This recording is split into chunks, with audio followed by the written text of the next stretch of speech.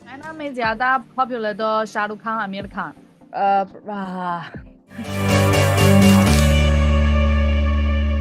नमस्ते दोस्तों, आप सुन रहे हैं स्पाइसी रेल देसी ट्रेल का धमाकेदार चौथा एपिसोड। और आज हमारे साथ है वो जिनकी बातें सुनकर लगता है कि बस सुनते रहो, मीरा। आज का एपिसोड बहुत खास होने वाला है, क्योंकि हम बातें करेंगे मीरा के बॉलीवुड डायलॉग्स के इंटरेस्ट के बारे में, उनके बॉलीवुड कनेक्शन के बारे में, और सबसे इम्पोर्टेंट सिनेमा ऑफ चाइना के बारे में। तैयार हो जाइए, क्योंकि ये सफर होने वाला है मस्ती से भरपूर। तो मीरा, क्या आप तैयार है? जी बिल्कुल, नमस्ते। जो ये बॉलीवुड के डायलॉग की बात जलें और मैं चुप रख जाऊं, ऐसा कभी नहीं हो सकता है। वाह, that's absolutely fine. So Meera, before we start, मुझे बस ये जानना है पहले आपसे कि आपका और ये बॉलीवुड का मतलब आपके बॉलीवुड के डायलॉग्स पसंद क्यों है? हम तो बॉलीवुड के डायलॉग से मतलब पले बड़े हमारे अंदर है, बट ऐसा क्या खास है कि आप इतने बॉलीवुड के डायलॉग से कनेक्टेड है? हाँ, देखिए ये डायलॉग वो चीज है जो सिर्फ एक्टिंग या कहानी का हिस्सा नहीं होते हैं। वो हमारी जिंदगी का हिस्सा बन जाते हैं। जैसे अगर किसी ने आपका लंच खा लिया तो आप तुरंत बोलेंगे, ये हाथ मुझे दे दें ठाकुर। सही कहा ना? अब बहुत सही कहा आपने। स्कूल में तो कितनी बार हमने इस डायलॉग को यूज किया है, जब कोई हमारा टिफिन खा लेता था या कुछ करता था। बहुत बार ये हुआ है। ओके, अब मुझे एक बात बताइए, मुझे ये जानना है, अपने व्यूअर्स को ये जानना है कि आपका सबसे फेवरेट बॉलीवुड डायलॉग कौन सा है? हाँ, तो जरूर शाहरुख का डायलॉग। बड़े बड़े देशों में ऐसी छोटी छोटी बातें होती रहती हैं। सेनोरिटा, ये तो डायलॉग ऐसा है कि इसे सुनकर आप एकदम रिलैक्स हो जाते हैं। मुझे याद है मैंने इसे अपने दोस्त की शादी में भी यूज किया था जब उसकी गाड़ी छूट गई थी। और यकीन मानिए उसने इसे सीरियसली ले लिया। Oh my God, Shahrukh sir का डायलॉग! और अगर आज शाहरुख सर ये डायलॉग आपके मुंह से सुनते ना तो बहुत इंप्रेस हो जाते। मैं ये बिल्कुल सही कह रहा हूँ। अच्छा, मुझे अगला सवाल आपसे ये पूछना है, मीरा जी, कि ये बताइए कि ऐसा कौन सा डायलॉग है जो आपके दिल के बहुत करीब है? मतलब दिस इज योर मतलब मोस्ट फेवरेट डायलॉग, या बहुत ज्यादा ऐसा कौन सा डायलॉग लगता है कि आपको यार ये मस्त डायलॉग है? हाँ हाँ, अब ये डायलॉग बिना किसी शक के, शोले का गबल वाला। अरे ओ संभा कितने आदमी थे। ये डायलॉग तो वैसे ही हिट है, लेकिन मैं इसे तब इस्तेमाल करती हूँ जब मुझे पूछना होता है कि पार्टी में कितने लोग आने वाले हैं। मुझे लगता है कि इससे लोगों का जवाब थोड़ा इंटरेस्टिंग हो जाता है। That's absolutely correct. अच्छा, मुझे मीरा जी एक और सवाल यहाँ पूछना है कि बॉलीवुड और सिनेमा ऑफ चाइना, हाँ मैं सही बोल रहा हूँ, इसका कैसे कनेक्शन होता है? जैसे हमारे यहाँ पे शाहरुख खान है, आमिर खान जी से आपने मतलब बहुत कनेक्शन रहा है, तो वैसे ही सिनेमा ऑफ चाइना के बारे में अगर अगर और उसके कोई डायलॉग, जैसे फेमस डायलॉग, जैसे हम जानते हैं ब्रूस ली जी को, हम जानते हैं जैकी चैन को, हम हाँ जानते हैं हाँ। जेट ली को। तो ऐसा कुछ, अगर आप कुछ डायलॉग्स को कुछ बता सके। हाँ, वास्तव में क्योंकि हिंदी फिल्म तो आमतौर पर तो हिंदी में बातचीत करते हैं। ज्यादातर तो आम आम चीनी लोग हिंदी नहीं नहीं समझते हैं, लेकिन भारतीय फिल्म तो चाइना में बहुत लोकप्रिय है। और जैसे शाहरुख खान, आमिर खान, सलमान खान, ऋतिक रोशन, ऐसे बहुत ज्यादा। और तो सिनेमा, ये बॉलीवुड फिल्म के जरिए तो बहुत ज्यादा भारतीय चीज तो चाइना में भी पॉपुलर होते हैं। जैसे ये दंगल में ये सबसे प्रसिद्ध वाला था, चीनी लोगों को याद कर सकते हैं, जो ये पानी पूरी, ये स्ट्रीट फूड। तो बहुत ज्यादा चीनी लोग ये दंगल फिल्म के जरिए मालूम है कि भारत में एक बहुत प्रसिद्ध स्ट्रीट फूड है पानी पूरी, और बहुत ज्यादा चीनी लोग ट्राई करना चाहते हैं। और डायलॉग शायद ज्यादातर चीनी लोग याद नहीं कर सकते हैं, क्योंकि चाइना में फिल्म में तो डबिंग करने के बाद, जो चीनी भाषा में डबिंग करने के बाद हम देख सकते हैं। लेकिन मेरे ख्याल से फिल्म एक बहुत अच्छा कनेक्शन है जो चीन और भारत, चीनी लोग और भारतीय लोगों के बीच एक पुल है, एक दूसरे से समझने में लाभदायक है। Absolutely correct. मुझे ये जानना है कि ऐसा कौन सा डायलॉग है जो आपसे इमोशनली बहुत कनेक्टेड है? हाँ, ये तो तीसरा डायलॉग थोड़ा इमोशन है। फिल्म मंग से, जाओ पहले उस आदमी का साइन लेकर आओ जिसने मेरे बेटे को चोट कहा था। सही है। ये तो श्रीदेवी का इमोशन, उनकी ये परफॉर्मेंस, सब कुछ इतना रियल था कि ये डायलॉग सुनकर हर बार आंखें नम हो जाती है। मैंने इसे अपने भाई की तरफ से बोला था जब उसने मुझसे मेरी चॉकलेट छीन ली थी। ओह गॉड। ओके, सो ये डायलॉग यूज कर कर आप जब ऐसे मुझे बता रहे हैं, ऐसा लगता है कि आपको तो कभी कोई वहां सीरियस ले ही नहीं पाता होगा, बिकॉज आपने इतने इमोशनल डायलॉग को भी उनसे इस तरह के चॉकलेट वाले सीन पे यूज कर लिया। तो बहुत ही मतलब कैसे कोई सीरियस ले पाता होगा आपको? ये बिल्कुल सही पकड़ा आपने। लेकिन यही तो मजा है डायलॉग को रोजमर्रा की जिंदगी में थोड़ी मस्ती के साथ यूज करना। दैट्स एब्सोल्युटली फाइन, बहुत ही बढ़िया। अच्छा, मुझे एक और चीज जाननी थी, जैसे मतलब शाहरुख खान के बारे में आपने बताया, आमिर खान की दंगल मूवी के डायलॉग के बारे में आपने बताया। जैसे वो शाहरुख खान की मूवी, आमिर खान जी की मूवी का एक और डायलॉग आता है, ऑल इज वेल। हाँ, तो ऑल इज वेल, उस जी जी जी डायलॉग जी जी। ये चाइना में भी पॉपुलर है, ऑल इज तो वेल। तो मतलब उस किस्से से, मतलब आपके फ्रेंड्स है, आप इतना रील्स बनाते हैं, आप इतना मतलब अपने दोस्तों से कनेक्टेड है, सोशल मीडिया पे आप इतने एक्टिव इन्फ्लुएंसर है, तो ऑल इज वेल को लेके कभी ऐसा कोई एक आधा किस्सा या कोई स्टोरी जो आपके फ्रेंड से या आपसे भी कनेक्टेड हो, तो उस डायलॉग से लेके। हाँ, जो ये ऑल इज वेल अभी तो चाइना में शायद ये किस फिल्म में का ये डायलॉग है, three all is, idiots, three idiots. Three idiots, हाँ हाँ, three idiots, three yes. Idiots. और इसके चलिए तो जैसे हम तो अगर हमारे सामने में कुछ कुछ कठिनाई सामने आ रही हैं तो हम हमेशा ऐसे कह रहे हैं और इसमें तो एक दूसरे से महसूस करने का एक बहुत अच्छा तरीका है। दैट्स और रियली जैसे फाइन, बहुत चाइना में बढ़िया। हम एक दूसरे दोस्तों के साथ जो हम ऐसे भी कहते हैं अक्सर, all is well, all is well, all is all well. Is well, all is well. अच्छा, मीरा, रिसेंटली आपको भी पता है प्रेसिडेंट जिनपिंग और पीएम नरेंद्र मोदी जी की मीटिंग हुई है।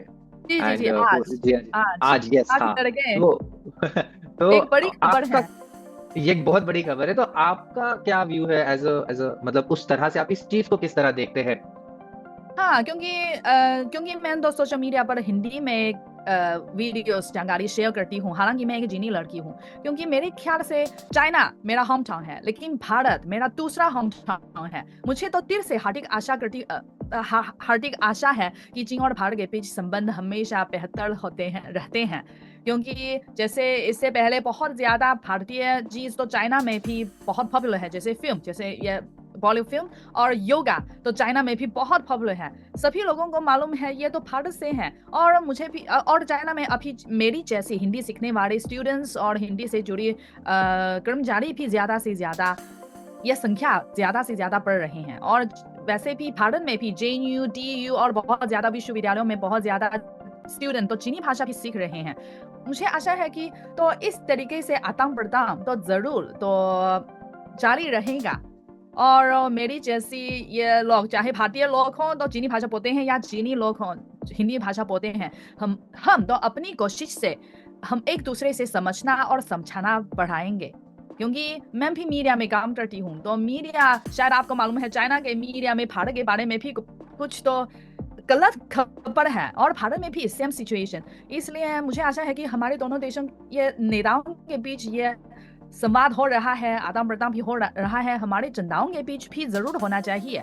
तब हम खुद भारत जाकर असली भारत के बारे में जानकारी मिल सकते हैं, और ज्यादा से ज्यादा भारतीय लोग भी चाइना आकर असली चीन के बारे में जानकारी मिल सकते हैं। आपने बिल्कुल सही कहा, और मैं ये खास तौर पे कहना चाहता हूँ कि एक भारतीय के तौर पे हमें बड़ा फक्र महसूस होता है कि हम आपको हमारे देश की बेटी बुला सकते हैं, कि मीरा हमारे देश की बेटी है।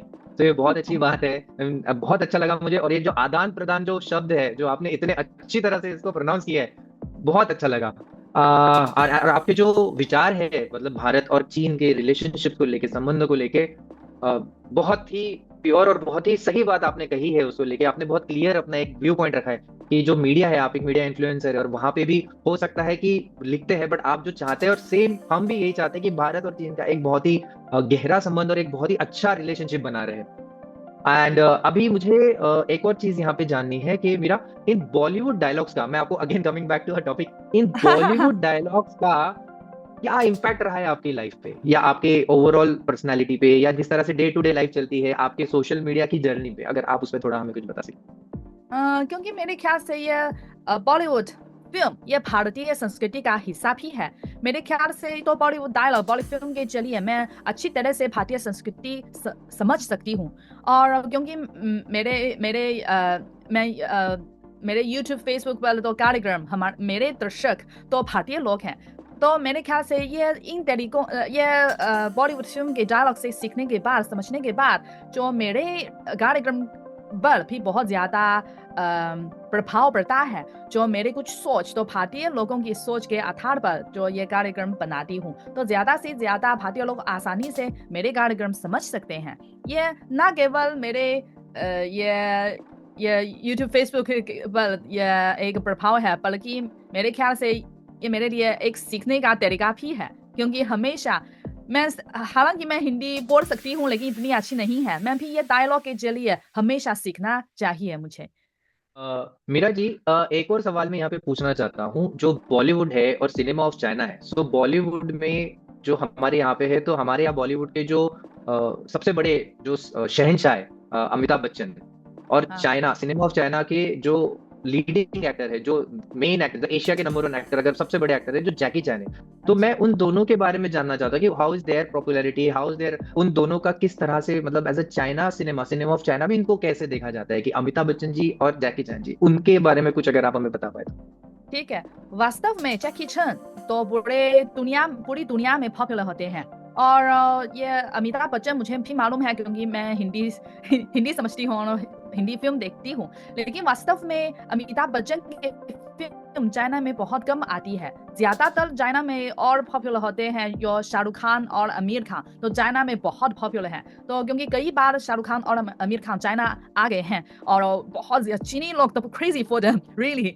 और जैकी चैन अभी तो थोड़ा बूढ़े हो गए हैं। हाँ, इससे पहले चाइना में भी बहुत लोकप्रिय थे, और ज्यादातर लोगों के ख्याल से चीनी फिल्म सिर्फ कुंग-फू फिल्म, इसलिए जैकी चैन पूरी दुनिया में बहुत फेमस है। लेकिन चाइना में ना केवल कुंग-फू फिल्म, लेकिन कुंग-फू फिल्म नंबर 1 जरूर जैकी चैन।